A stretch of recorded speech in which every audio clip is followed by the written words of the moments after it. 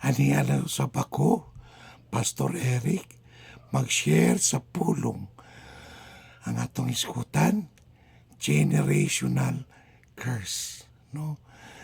Ang sala nga nagpadayon sa kaliwatan. Ug ang grasya nga makaputol niini.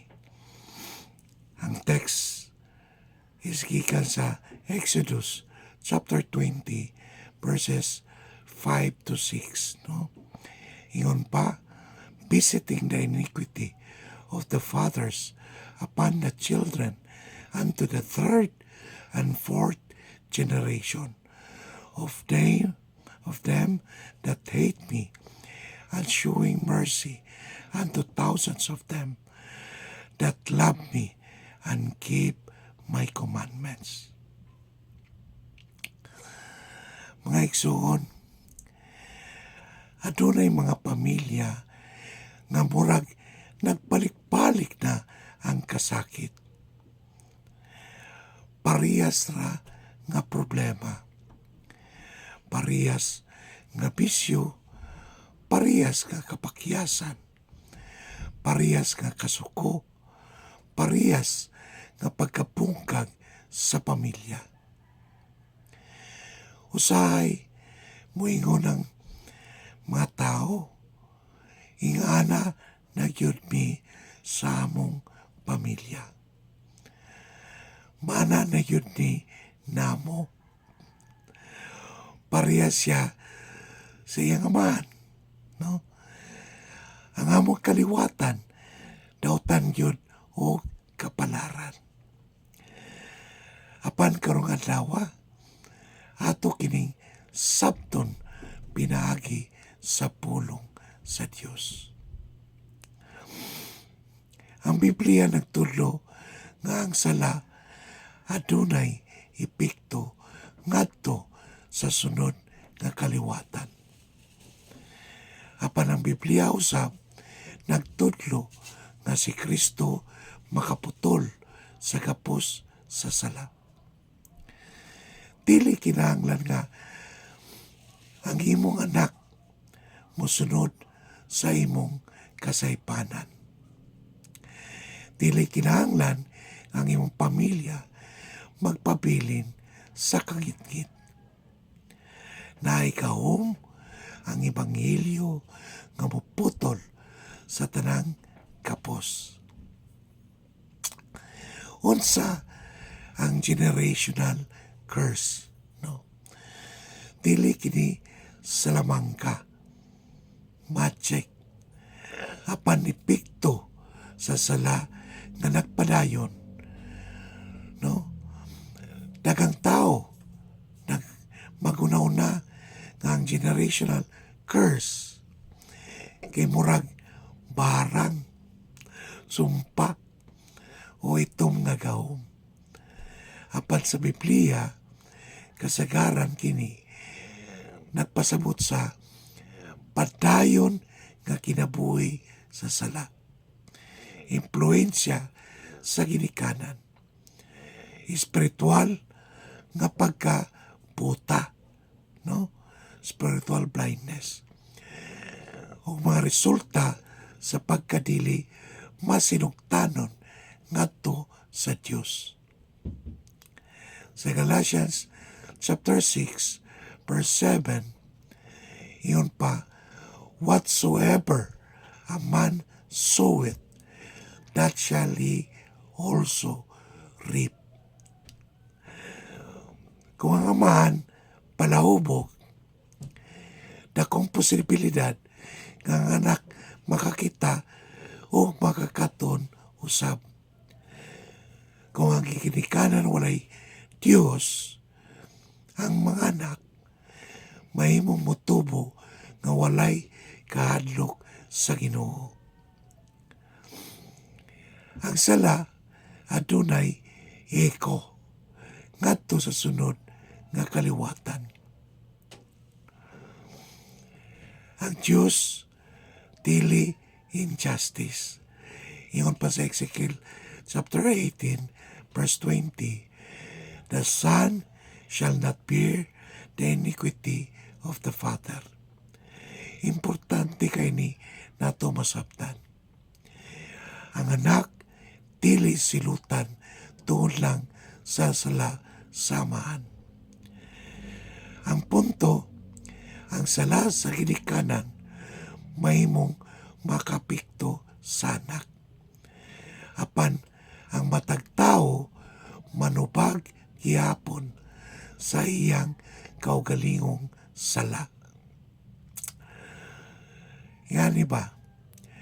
Kung ang amahan adik sa droga, ang anak mahimong makakita sa violence, mawadan o giya o guidance, mapadayon sa trauma. Na'y posibilidad mosunod sa bisyo. Dili tungod kay kisumpa siya magically, kundili tungod kay ang sala adunay kadaot nga epekto. No? Busa kung adunay generational bondage, unsa man ang kasagarang porma niini sa Biblia o sa kinabuhi. So mga pananglitan sa generational scene, makita na to sa Biblia. No? Unang-una, ang pamilya ni Abraham. No? Nagpamakak. No? Si Abraham lied sa Genesis chapter 12, verse 13. Maupod ang iyang anak, si Isaac, na makakpod sa Genesis 26, verse 7. Maupod si Jacob, no? He became deceptive, no? Malimbungon. Makita nato nga ang usa ka sala mahimong pattern sa pamilya. Makita po nato, no? O mabasa nato sa Biblia, ang pamilya ni Eli. Sa 1 Samuel chapter 2, verse 12. Now the sons of Eli were sons of Bilial. Si Eli nagpasagad sa pagdisiplina sa iyang mga anak.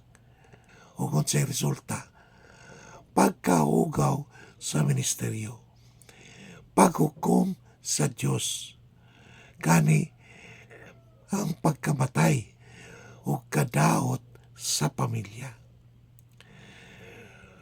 Usahay, ang ginikanan mo yun, bata pa man na, pasagdi lang. Apan, ang ginikanan, dili mo correct. Nagandam na o kasakit sa umaabot. No? Ang kaliwatan ni David, no? Bisan si David, usa ka tao nga after God's own heart, nakahimo og dakong sala. Sa 2 Samuel chapter 12, verse 10.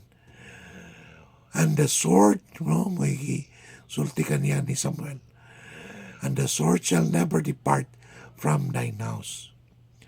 Human sa sala, si Amnon nahulog sa kaugawan. Kirip niya ang igsuon. Si Absalom nasuko nagrebelde.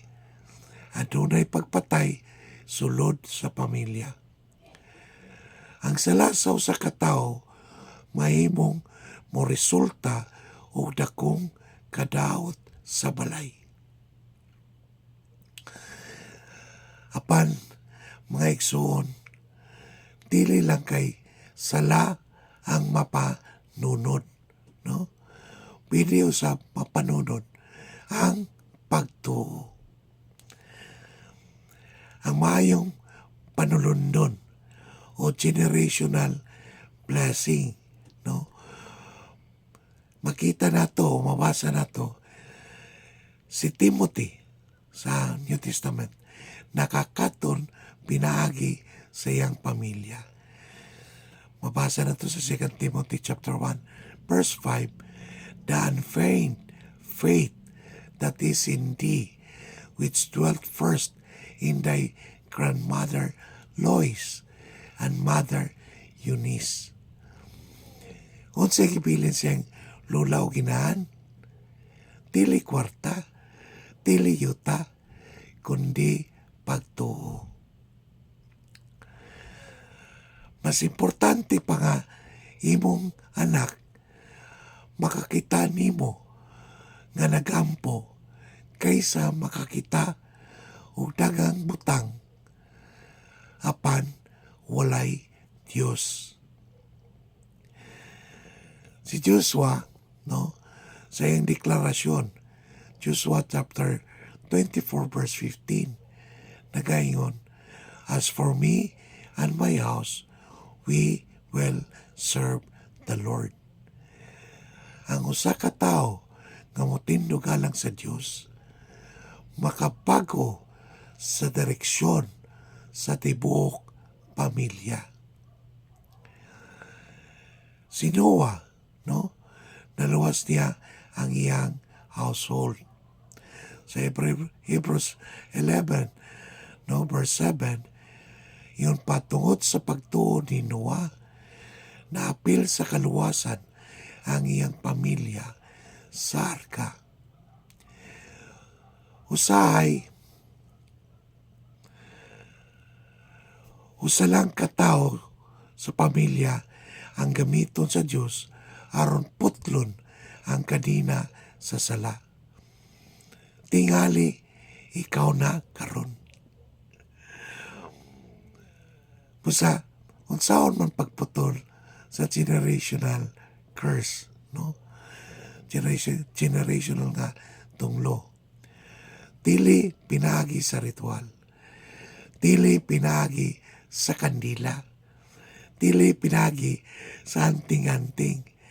Kundi pinagi kang Kristo. Si Kristo lamang mao'y makaputol sa gapos. Ang pinakadakong curse mao ang sala. Sa Romans chapter 3 verse 23, yun pa, for all have sinned, tanan nakasala. Ang tinuod nga sumpa, dili poverty, dili malas. Ang pinakadakong curse mao ang sala nga nagbuta sa tao gikan sa Dios. Si Jesus naimong tunglo para nato. Sa Galatians chapter 3 verse 13, nagaingon pa, Christ hath redeemed us from the curse of the law, being made a curse for us. No? Sa krus, kinala ni Kristo atong sala, atong kaugaw, atong kapakyasan, o atong silot. Ang dugo ni Jesus mas kuskan kaysa kasalanan sa imong pamilya. No, giiskuta naman yun sa nga kung midawat kita kang Kristo, we are a new creature in Christ. Sa 2 Corinthians chapter 5 verse 17, nagaingon, therefore, if any man be in Christ, he is a new creature. So ang imong earthly family, dili na mo'y katapusang mag-define nimo. Kung naa kang Kristo, naa kay bagong kinabuhi, naa kay bagong direksyon, naa kay bagong amahan sa langit. Tingali imong amahan palahubog. Apan dili kinahanglan nga mahimong palahubog usab ikaw. No? Tingali inyong pamilya puno sa violence. Apan pwede ikaw mahimong tao nga puno sa grasya. Ngano? kay si Kristo makausab o kinabuhi. Unsay may mga timailyan nga naa sa gapos ang usa ka pamilya. No? Makita nato padayon nga imoralidad.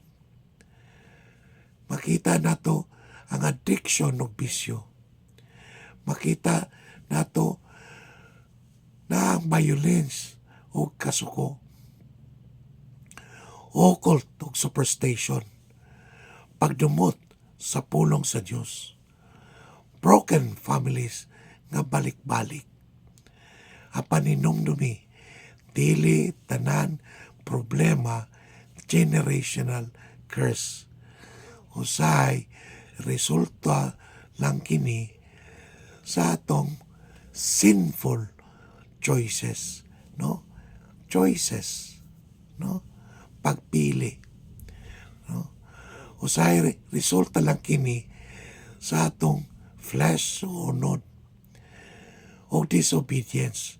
Apan bisan man unsa pa ang tubag mao gyapon si Jesus. Siya gyud, no? Karong adlaw tingali adunay tao diri nga gikapoy na. Gikapoy sa sala, gikapoy sa problema, gikapoy sa kinabuhi nga balik-balik na lang. Paminawa kini. Ang Diyos makabago sa direksyon sa imong kaliwatan. No? Putla, no? Kanang tunglo.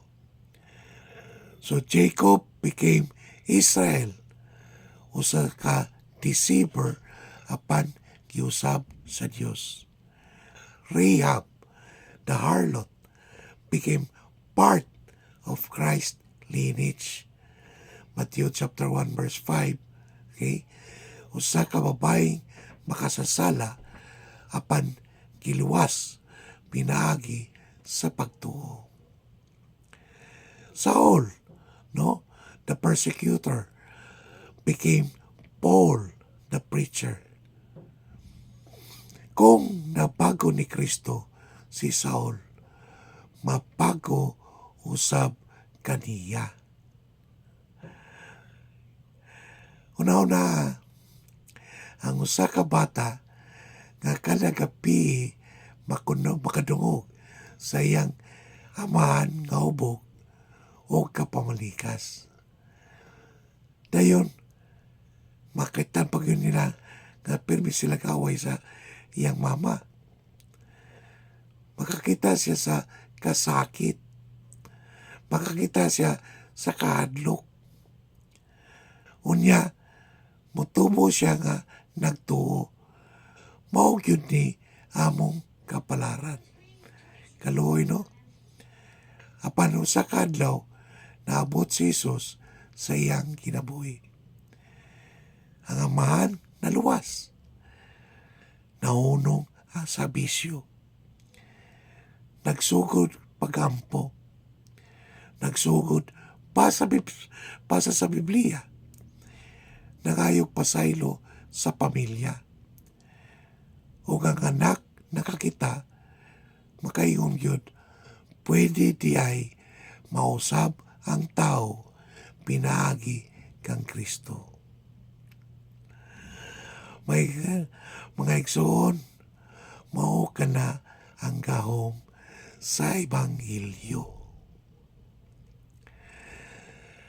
Ang pinakadakong panulundon nga imo mapilin, dili balay, dili sakyanan, dili kwarta, kundi usa ka amahan nga matinudanon sa Dios. Usa ka inahan nga nagaampo, may nampuon. Usa ka pamilya nga nagalagad sa Ginoo. No? Maunay maayo kay nga panunundon. Sa Psalms 127 verse 1, ingon pa, except the Lord build the house, they labor in vain that build it. Tingali ang imong pamilya dugay ng kapos sa sala. Kapos sa alcoholism. Pag-inom ba? Kapos sa immorality. Kapos sa violence. Kapos sa garbo o pride. Kapos sa reliyon without salvation. Walay kaluwasan. Kapos sa superstition. Kapos sa hatred. Kapos sa unforgiveness. Tapan, karong adlaw si Jesus nagtawag nimo. Dili aron husgahan ka lang, kundi aron luwason ka. Ang cross dili lang para sa imong kaugmaon sa langit. Apil usab niini ang pagpago sa direksyon sa imong pamilya. Tingali, ikaw ang unang tinuod nga Kristohanon sa inyong kaliwatan. O pinaagi sa iyong pagtuo, naay mga anak, mga apo, o umaabot ka kaliwatan nga makaila kang Kristo. Ayaw tukuti nga ang sala magpadayon pa sa imong balay. Karong adlaw, bugtua ang kadina pinaagi kang Hesus. Sa John chapter 8, verse 36 nagaingon, if the Son therefore shall make you free, no? Tagahan ka kagawasan, you shall be free indeed, no? Kung mayon ka karon, pastor, kikapoy na ko sa sala. Gusto na ko mausab. Dili na ko gusto nga ang akong mga anak musunod sa akong daang kinabuhi. Igsoon, aduna kay mahimo karon. Inulsoli ang imong sala. Tuo kang Kristo. Dawata siya isip Ginoo o manluluwas. Ingon pa sa Romans chapter 10, verse 13, for whosoever shall call upon the name of the Lord shall be saved. No? Nasa iyang kaluwasan. Ayaw imuang katapusan sa usa kang ngit-ngit ang kaliwatan lang. Pag mag-inuon, sinugdanan sa usa ka balaan nga kaliwatan alang sa Dios. Ingon sa Psalm 145 verse 4, one generation shall praise thy works to another. Ang pangutana karon, unsay imong ipasa sa sunod nga kaliwatan? Kasuko ba? Sala ba? Karbo ba? Bisyo ba? O pagtuo? O kadlok sa Diyos? O gugma? O pagkamatinodanon? Ayaw tuguti nga ang daang kadina magpadayon pinaagi nimo. Pinaagi sa grasya sa Diyos, ikaw mahimong tigputol sa daotang pattern o tigtukod sa bagong direksyon sa inyong pamilya. Amen ba? Igsoon, magampo ta. Lord, salamat sa imong pulong nga gipadayag karon. Bahin sa generational curse Amo kining buktuon Ginoo, putlon sa pagsunod diya kanimo para maangko namo ang ginatawag nga generational blessing. Salamat kanimo Ginoo. Salamat sa imong dakong kukma diri kanamo. Nagatuo kami. Ikaw gyud ang makausab ning tanan. Ang among mismong kinabuhi gikan sa kangit-ngit paingon dito sa kahayag. Salamat ning tanan Ginoo. In Jesus' name we pray. Amen. Salamat sa pagpaminaw, mga igsoon.